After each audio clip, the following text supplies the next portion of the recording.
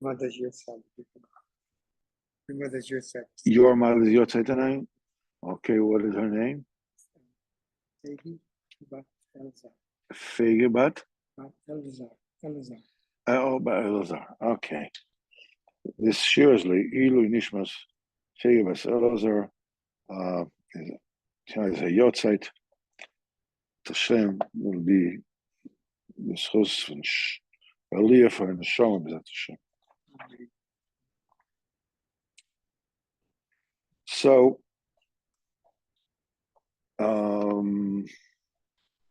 we are holding in Torah on Vav.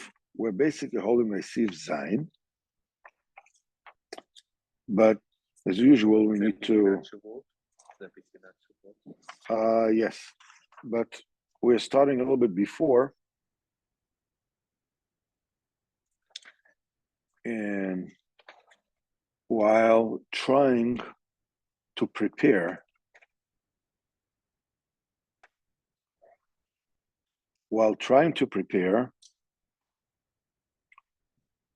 feebly, I noticed a few things that we'll see where it is that we take it from here. So basically, as we said, that every person has a malchus, every person has authority, and the purpose of this authority is to imbue those that he has authority over, the need to get close to Kodesh Baruch. That's now. Everyone explains that this authority specifically comes in two modes.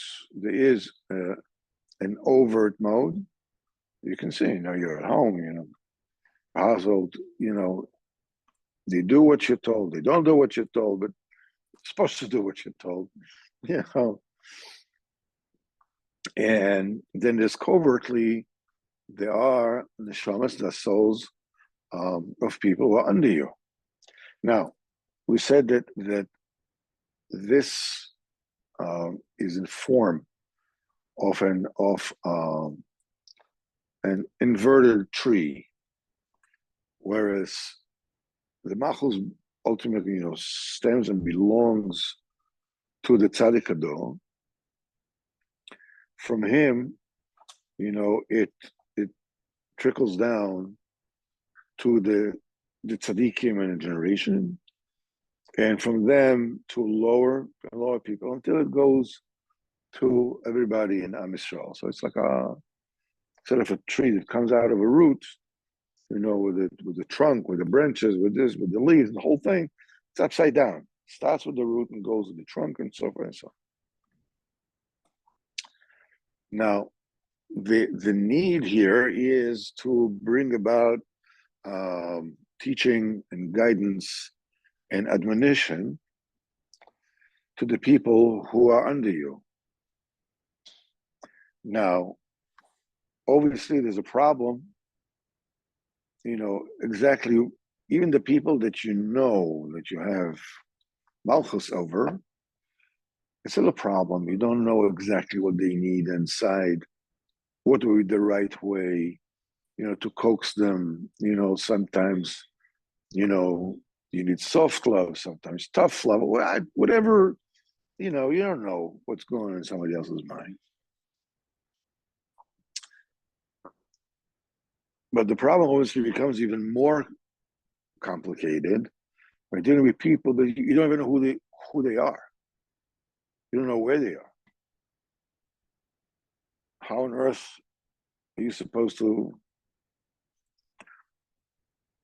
And the answer is that everything that I'm saying now is being done, by the Tzaddik Ador, and needs to be done by all those who are under him, each one, for those who are under him.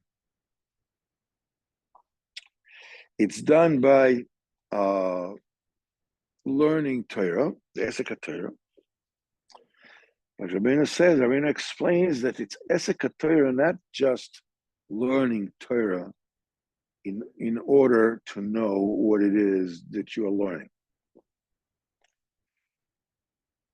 Rabbeinu says that this malchus, this trait, this capacity that the person has, that he has a modicum of control over the neshamas that are under him, is a very dangerous and precarious position. Because the malchus, I mean, as we just saw in America, from Trump, there's an inherent danger in it, to shorten the lives of those who hold the malchus. There's a malchus kaveres ba'aleh. And there's a danger in being able to wield. Yeah, the essence of becoming a tyrant. No. The coming tyrant is one of the basically two things. The malchus has to be free. Now, the malchus actually has to belong to HaKadosh Baruch Hu. You should never use the malchus. Person should never use the malchus for his own purposes. That answers the tyrant question. Tyrant is somebody who uses the malchus for himself. So obviously we're not talking about that. The danger we're talking about is physical danger. Because the malchus... To the one wielding the power. Yes. Not to the recipient of... No, but they have their own malchus, whatever. Yeah. But the malchus, the essence of the midah of malchus, I mean, the malchus is not just a position that it happens to be that this person or that person has people who are listening to him or under him. So not just that. The fact that the person has authority in and by itself is a manifestation of midas and malchus of HaKadosh Baruch Hu. It's not just a set of circumstance that the person is the boss of other people. That bossness, as it were, it's an essence all its own. It's a thing all its own. It's midas and malchus. It has attributes. And the one of the attributes of malchus is that it receives from above it. And now the essence is that it brings nothing of its own to the table, except whatever it receives from above it. There's another attribute of malchus that it has a unique capability to get something imperfect, hold it on, and bring forth something which is bigger, which is more perfect, like a woman who's midas malchus. So she receives, from the zachar, but she receives something who's in the kudah, like she's holding it in, and develops it, and ultimately, what comes out of it is a full baby, which is much greater than what she got, what she received. Okay, so the malchus is always like that. But the strongest suit that Rabbeinu is speaking about here in this Torah is the malchus is as the executor of the divine purpose that culminates in it. It's not just the executor; it's also the executioner. It executes, to lapoil, everything comes before it. Mimele, it has to have the capacity of judgments, of dinim. We'll say like the bina is the mother of the malchus. So if the bina is the court, as it were, the malchus is the police force. Okay? The tool in the hands of the police force is the ability to wield the legality of wielding force, even lethal force, in order to execute, the purpose of, of the Bina, the Chochmah, and so forth and so on. So every person has this malchus, this situation, this state of telling others what to do, and they listen to him, or at least they should, right? And same thing, overtly and covertly. In and itself is a double-edged sword. It's an acidic substance, the malchus. Those who hold the midah of malchus are in danger, because the malchus shortens the lives of those who hold the position. Malchus mekaberes is ba'aleh. So therefore, the first thing it needs to be, and the process works like this. Somebody has a malchus over other people. It's incumbent upon him to set them straight. Now, if he does that, yet they don't listen to him, so they are being punished for their infractions. But he sweetened the malchus. He sweetened the demon in his malchus, because he took responsibility and he warned them. But he's setting them straight about About sins, about they need to get closer to Kodesh Baruch Hu. close to Hashem. Yeah. Now, if a person did that, in other words, if a person did not use the malchus, something, lift this, bring it over to him, just carry it for me. And if he's not using the malchus for his own purposes, he's not becoming a tyrant, which is an incredibly tempting proposition. Very few people, can use the malchus benevolently in such a way that they don't take anything out of it for themselves, or practically anything out of it for themselves. The tzaddik does that. This is why it is so imperative to believe in tzaddikim and totally and completely, because by them the malchus is totally free. In other words, when you accept their malchus, you're accepting basically and the malchus of Kodesh Baruch Hu. Kepshutri. It is said about Shlomo HaMelech, V'yeshev Shlomo al Kisei Hashem, Shloishim Shana. Shlomo HaMelech sat on the throne of Hashem for 30 years.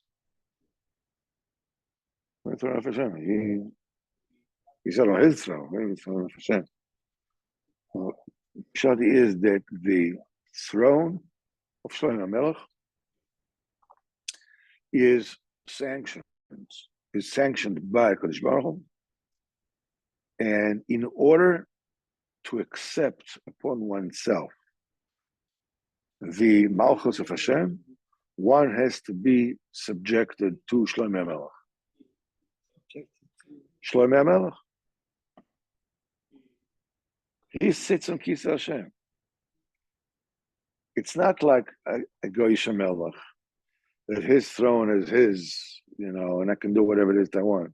Because, hey, I'm number one. I reign, with divine, whatever it is that they call it, and which is true. But if only they had within them the sechel to understand that, that they rule by divine right. Absolutely. Otherwise, why wouldn't somebody else be the king? Why are they the monarchs? Obviously, but the point is that they have to understand that the fact that they got this gift, Mishamayim, to be monarchs, is not to fulfill their heart's desire, Henry VIII or all the rest of them, these lowlives, but in order to bring people to Kadosh Baruch Hu. It's not just you want a lottery ticket. Okay, now you're going to be king. That's not what it's about. So, the first thing that needs to be done is a person needs to inject longevity into his malchus. This is when things get complicated.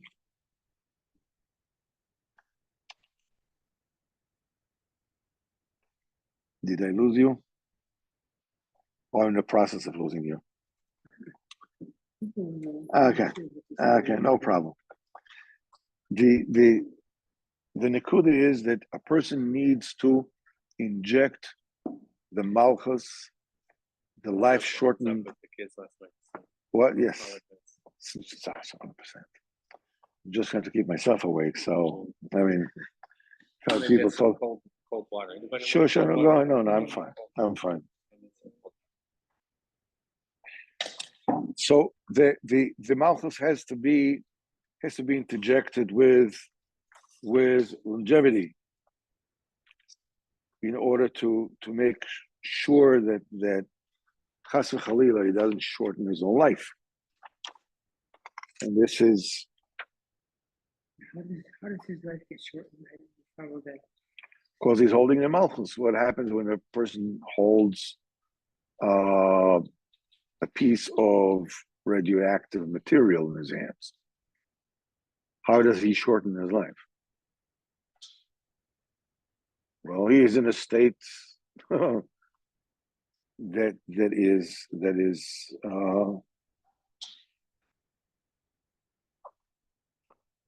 So we said that when a person does not utilize the koyach of the malchus, does not utilize the authority that was given to him for the purpose it was given to him, which is to bring people closer to Kodesh Baruch Hu, that is what shortens his life. Misuse of the malchus or disuse of the malchus. In other words, he's not using it at all. Let's say he doesn't use the malchus in order, for his own purposes, but he just absconds the responsibility. He's saying, listen, something, it's not my job. Let me out of it. I don't want anything to do with it. You can't do that. You can't do that because the malchus is active. It's alive. It's not just a position. You say somebody was voted to this position, whatever it is. It's alive. It's a live thing. It influences a person.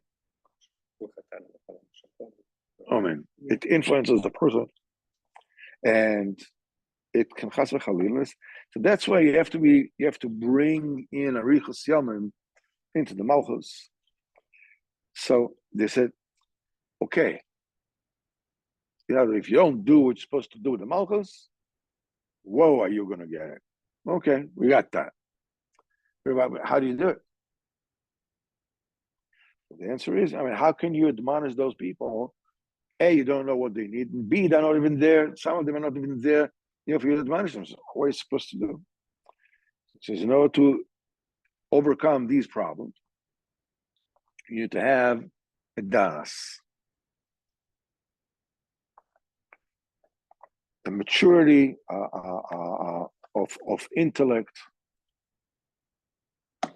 and it's even it's a great problem even to translate the word das properly in this context. And the das itself is what is injected into the malchus, and the das, brings longevity into this malchus business.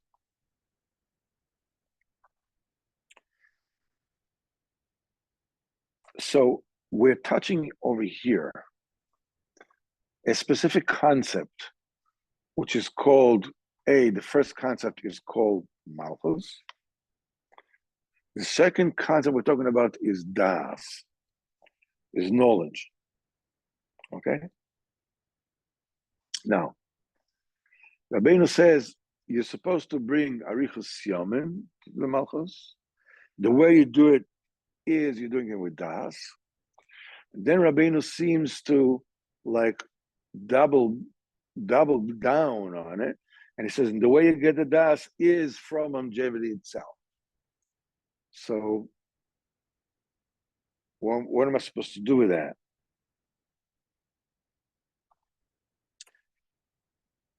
What we said before is that there is, as we will learn Without Hashem later on, the Das itself is there are basically two levels of Das that we need to understand.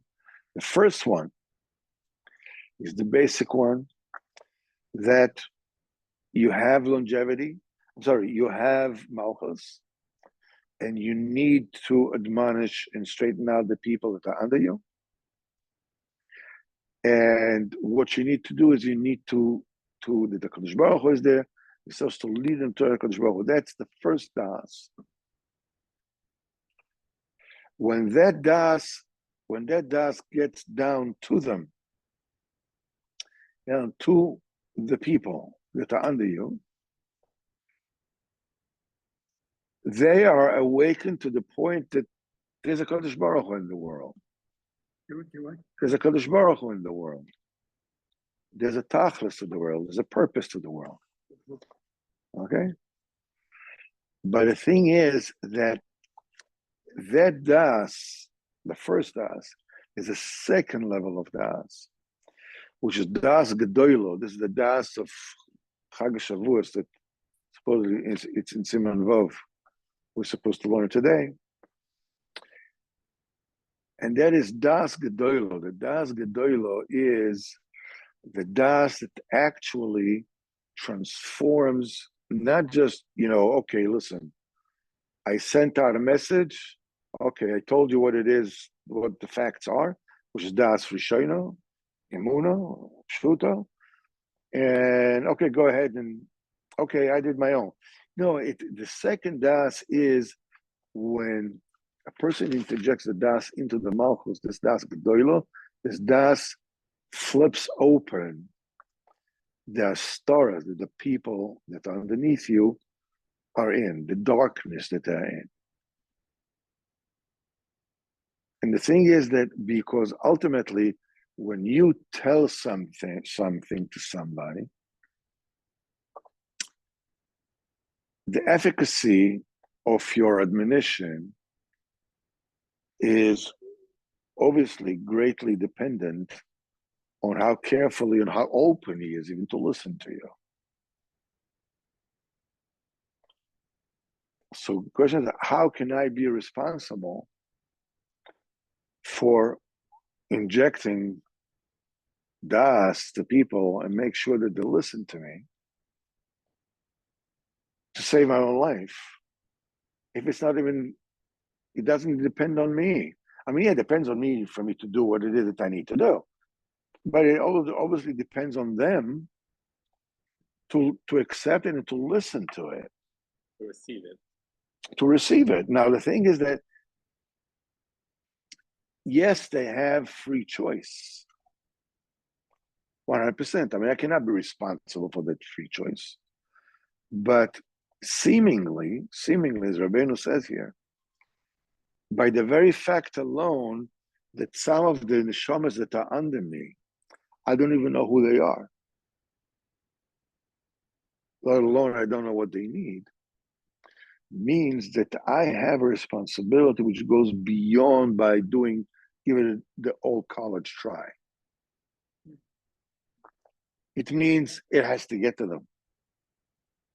But the kasha becomes, doubly strong. How can I be responsible? So it's not even, I cannot make them. Usually the das of most people is that everything that happens is a proof that they were right all along. And no amount of further proof will bring it home, because they'll always interpret it as, you see, I was right all along. Like, I mean, everybody, this country, everybody blames the prime minister. Okay, so before October 7th, everything was his fault. He had a certain kind of policy, whatever it is, and for a short while, somebody else was prime minister, and they continued with the same policy. And then October says, you see, okay, it's his fault. It's a proof that it's his fault. Not because there's proof there's fault, but why is it not the army? The army is the one who slept, fell asleep at the helm. No, it doesn't matter. I always said it was his fault. And now that's proof positive it's his fault. It has nothing to do with that, but still, it is his fault. Because I always said so. That kind of inertia of the Das justifying any new information, uses all new information to fortify my preconceived notions. How can I break that? Well, I'm responsible for that. How can I overcome that? The answer is, because they're in a they're in a situation of, they're in darkness. Not only just in darkness, but in double darkness. They don't even know that they're in darkness. And it says, if you're just in darkness, you're not Kodesh Baruch Hu is hidden from you, but you don't know how to get there. If you work hard, you'll be able to get there. But if you don't know that you're in darkness, you have no chance. It's called hastara to hastara. So the answer is that when the ultimate das, the das gedoilo, when it gets interjected into the malchus, it's actually being implanted in the hastara itself, in the meisa hastara, the act, the action, the mechanism of the hastara. And what it does, it undoes it. And when it undoes it, this is a very, very fine point. It's a very subtle point. The hastara, as everything else in the world, is a mechanism that is comprised by the letters of the Torah. Specific Torah makes specific hastaras. Hastara is concealment, that darkness. Torah make the hastara? Yes, Torah makes everything. People for deception. It's the fact that it's dark, that's the thing that creates the klipot.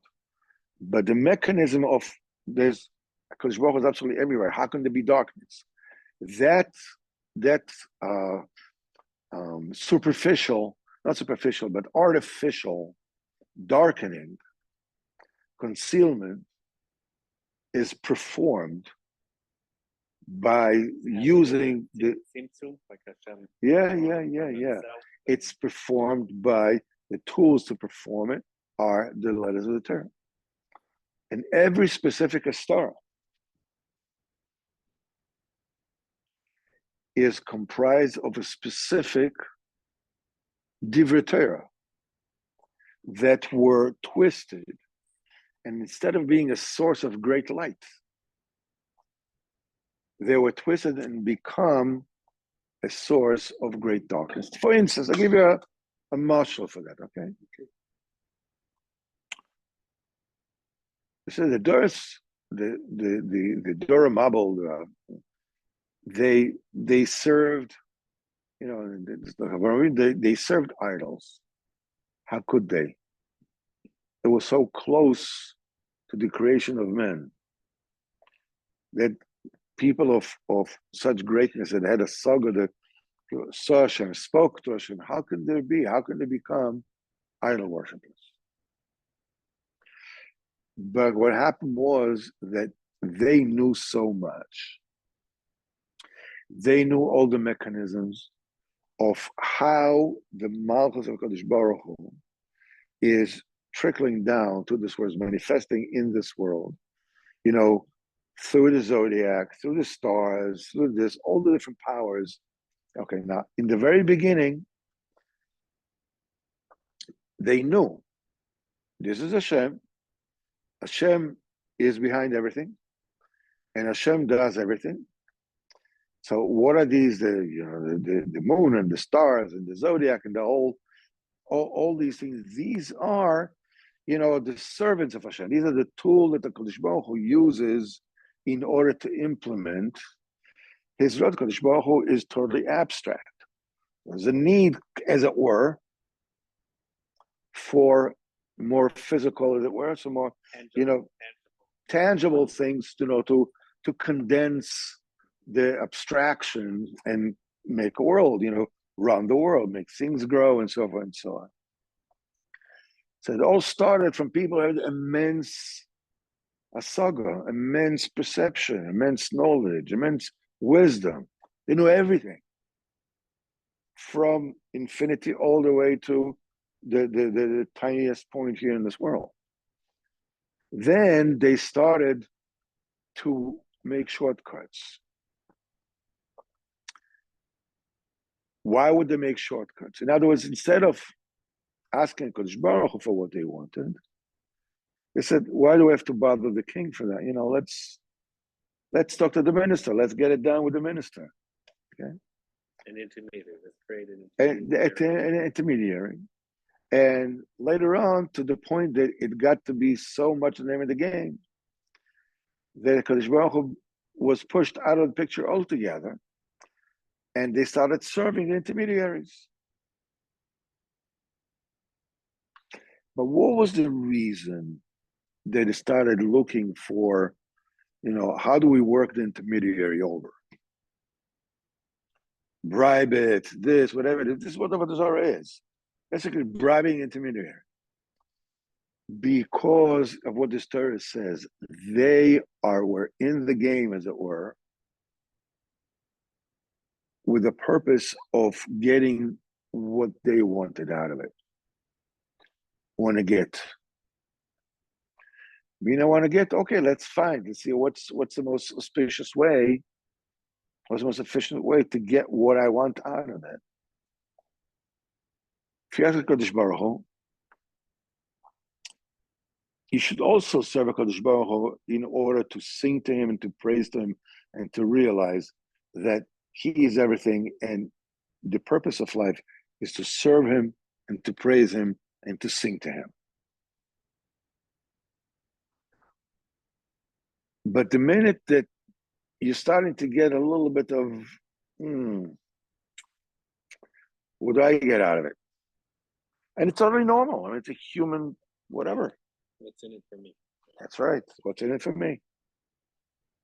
So the more you get into the what's in it for me, the more you get into, okay, fine, I found a way. Thank you very much. To say a joke about a lawyer that is driving to the court and he's late.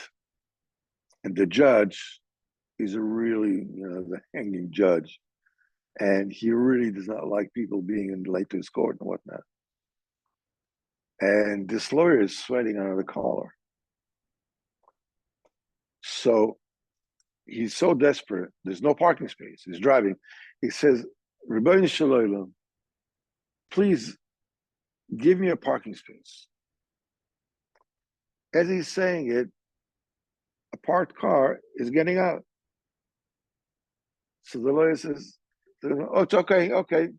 I got it. Don't need. Thank you very much. No need. I got it. I'm good. When you're doing it for yourself, when you're doing for the Malchus, we are using the Malchus as a slave, as a servant to serve you. That's the beginning of finding shortcuts. That's ultimately the beginning of Avodah Zarah. Because Lemaisa, why would that lead to Avodah Zarah? It's very easy. Who were you serving? Yourself. Right? You're doing it for yourself. What you get out of it, that's already the Avodah Zarah. You made yourself the center. You are the Avodah Zarah that you're actually serving. Yeah. Instead of serving Hashem, you're serving you. I was in Tiberias a couple of days ago looking for a kupa for test I had, and I'm driving around. I'm asking people, "Where is the street? Where is the street? Where is the street?" I don't know. But then I remember one of our shears. You have to ask Hashem. Right. So Hashem, I just remembered I have to ask you for help. The next place I went to, showed the person the address, said, "Come, I'll take you there." There you go. You should know that this experience that you're telling us about is, I would say, like almost 99% of the cases, the reason for obstacles in the life of a person is because the Kadosh Baruch Hu is not there. Because he didn't ask Hashem. Now, certain things you have to ask Hashem a lot. But most cases, most lacks, most deficiencies are a result because Hashem is not present in your context.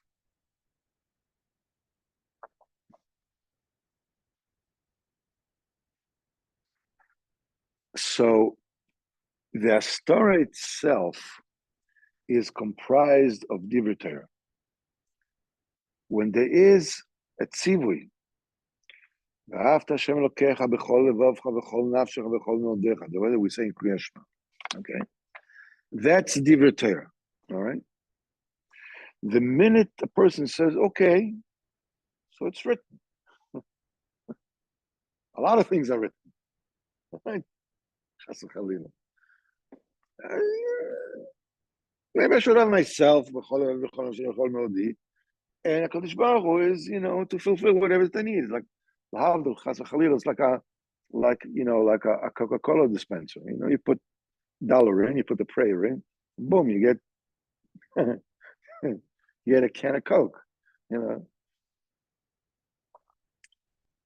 So when a person is actually foregoing the need and the directive of loving Kadosh Baruch Hu with everything that you have, that already takes that pasuk, that directive, these divrei Torah, and corrupts them. In your case,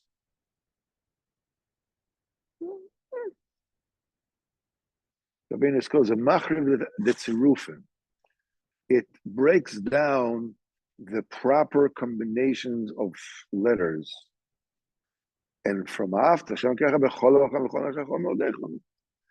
it becomes maybe after also. Don't go nuts. It's a distorted, it's a corrupted pasuk. Takes the original, and that corrupted pasuk creates a metzias of a Torah. Because the very same way that the original pasuk creates in the illumination of Kodesh Baruch Hu in your life, corrupting it, that very thing creates a star, creates darkness, hides the Kodesh Baruch Hu from it. That is the metzias of the klipas. They thrive in darkness. It's like, like all mold, all parasites. they thrive in darkness.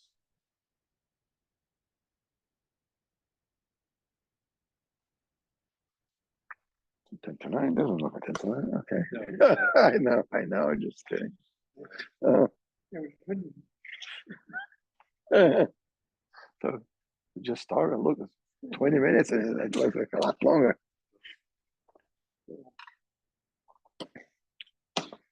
So, B'ezrat Hashem, what we're going to do is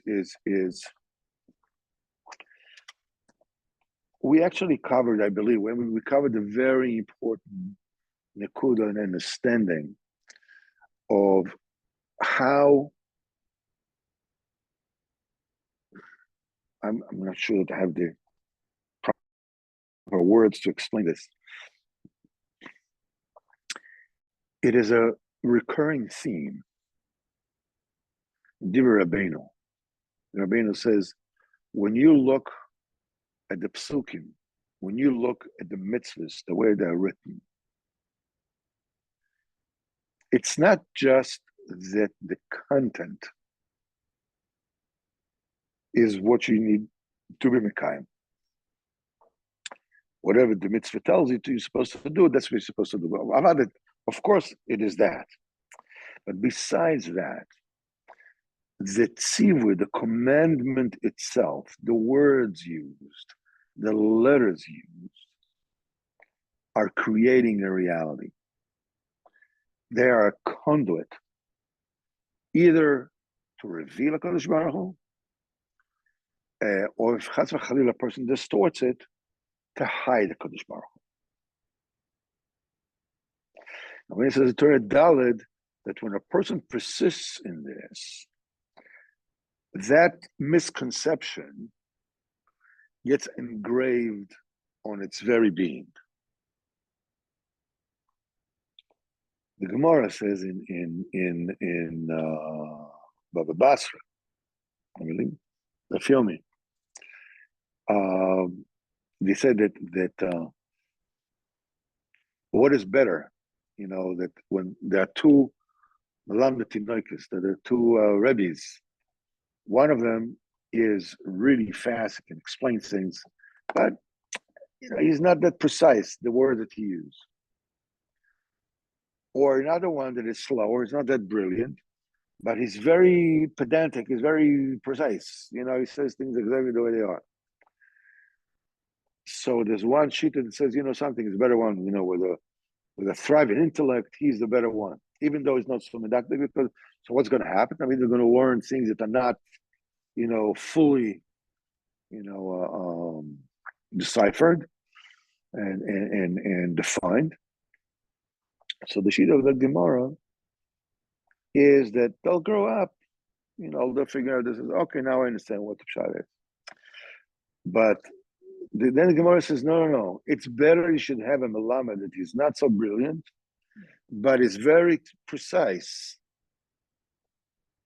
It says why? It says, so the Gemara says, Shabeshta, a misconception, since it's already in, it's very difficult to take out. And the Gemara brings a frightening story. I mean, obviously from David HaMelech and his war minister, Yoav. So he says he sent Yoav to fight with Amalek. So Yoav kills all the males in Amalek and comes back. So David HaMelech says, why did you do this? Why didn't you finish them off? So Machotimche, you should totally wipe out Zecher Amalek. You know what you have answered him? My Rebbe in Cheder taught me Machotimche et Zachar Amalek, the male of Amalek. Zachar, not Zecher, Zachar. A Rebbe that is not 100%, look what he did.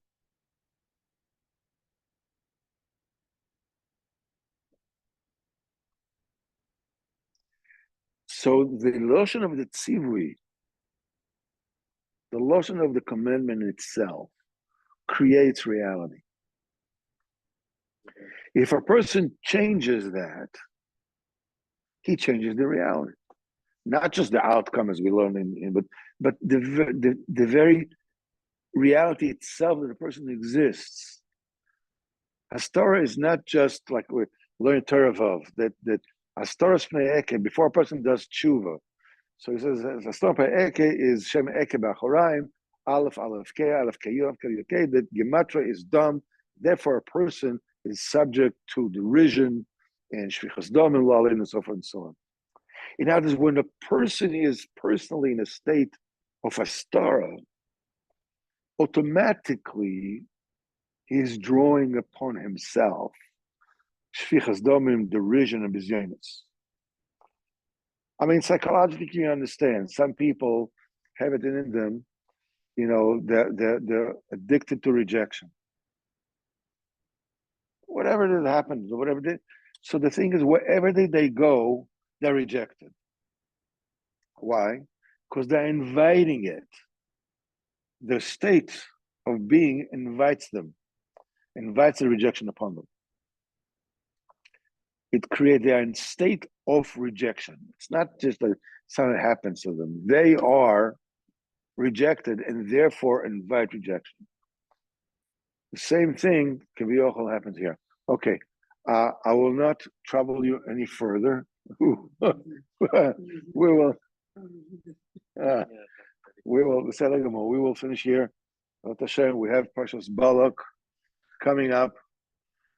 One of the most mysterious and frightening, when you learn Zohar, the frightening parshas in the Torah. Who is Balak? Who is but that's a Bilam and the whole. Maybe we'll talk about Mr. Shabbos. We'll see. Have a good Shabbos, B'ezrat Hashem, and Shom Azahud Ma'aliyah, B'ezrat Hashem, and B'ezrat Hashem Azahud B'Geula Shlomo, B'Meira B'Meinu Amen, B'Ziach Mishach Tzidkeinu, B'ezrat Hashem. Everything good for us and for Klal Yisrael. Let's just go ahead and